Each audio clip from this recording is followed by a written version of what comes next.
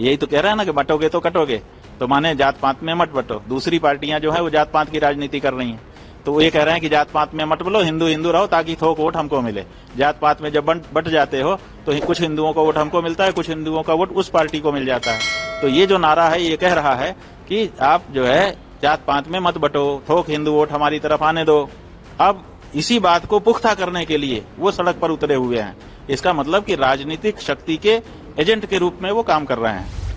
बाबा बागेश्वर के नाम से फेमस धीरेन्द्र शास्त्री हिंदू एकता यात्रा निकाल रहे हैं। मध्य प्रदेश के छतरपुर से शुरू हुई यात्रा झांसी की ओरछा धाम में खत्म होने वाली है। इस यात्रा के दौरान वो नारा दे रहे हैं, जाति पात की करो विदाई, हम सब हिंदू भाई भाई। अब धीरेन्द्र शास्त्री के इस बयान को लेकर शंकराचार्य अवमुक्तेश्वरानंद ने सवाल उठा दिया है। शंकराचार्य का कहना है कि बाबा बागेश्वर राजनीति कर रहे हैं। सनातन यात्रा कर रहे हैं, वो नारा क्या लगा रहे हैं?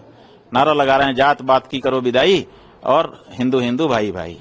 तो जात पात की बिटाई करो, माने जात पात से बट रहे हैं। यही तो कह रहे हैं ना कि बटोगे तो कटोगे, तो माने जात पात में मत बटो। दूसरी पार्टियां जो है वो जात पात की राजनीति कर रही हैं, तो वो ये कह रहे हैं कि जात पात में मत बोलो, हिंदू हिंदू रहो ताकि थोक वोट हमको मिले। जात पात में जब बट जाते हो तो कुछ हिंदुओं का वोट हमको मिलता है, कुछ हिंदुओं का वोट उस पार्टी को मिल जाता है। तो ये जो नारा है ये कह रहा है कि आप जो है जात पात में मत बटो, थोक हिंदू वोट हमारी तरफ आने दो। अब इसी बात को पुख्ता करने के लिए वो सड़क पर उतरे हुए हैं। इसका मतलब कि राजनीतिक शक्ति के एजेंट के रूप में वो काम कर रहे हैं।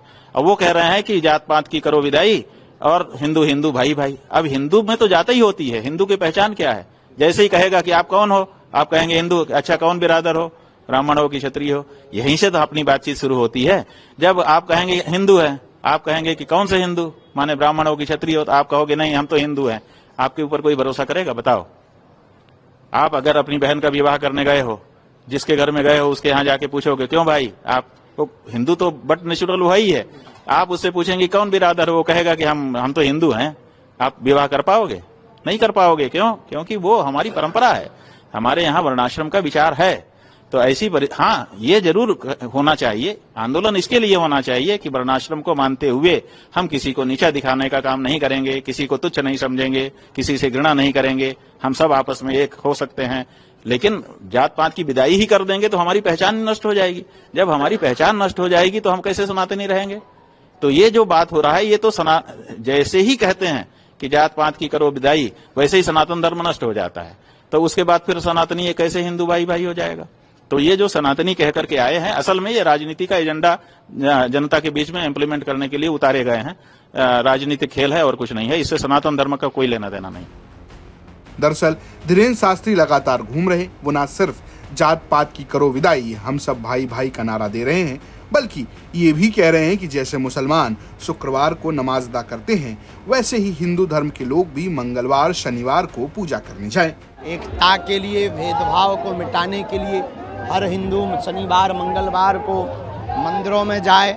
हर हिंदू अपने बच्चों को वैदिक शिक्षा, गीता रामायण का पाठ कराए। इन्हीं संकल्पों की शपथ दिलाई गई है और सब लोगों के लिए भारत को विश्व गुरु बनाने के लिए अब हिंदू सड़कों पर निकल चुका है। जिस तरीके से कारवां जोड़ता जा रहा है, क्या हो सकता है? पड़ गई अभी तक लोग मंदिरों में, आज आपने ये बोल दिया कि मंदिरों में हर शनिवार मंगलवार जाना चाहिए। कितनी आवश्यकता है मंदिरों में? इसीलिए मंदिरों में जाने की आवश्यकता है कि सठे साठ्यम समाचरित। शुक्रवार को मुसलमान भाई नमाज पढ़ने मस्जिदों में जाते हैं, रविवार को ईसाई लोग जो है चर्चों में प्रार्थना करने जाते हैं। तो हिंदू मंदिरों में क्यों ना जाए? अगर हिंदू मंदिरों में नहीं जाएगा तो क्या वो पाकिस्तान जाएगा? फिलहाल एक और बाबा हैं, दूसरी ओर शंकराचार्य हैं, दोनों आमने सामने हैं। ब्यूरो रिपोर्ट, यूपी तक।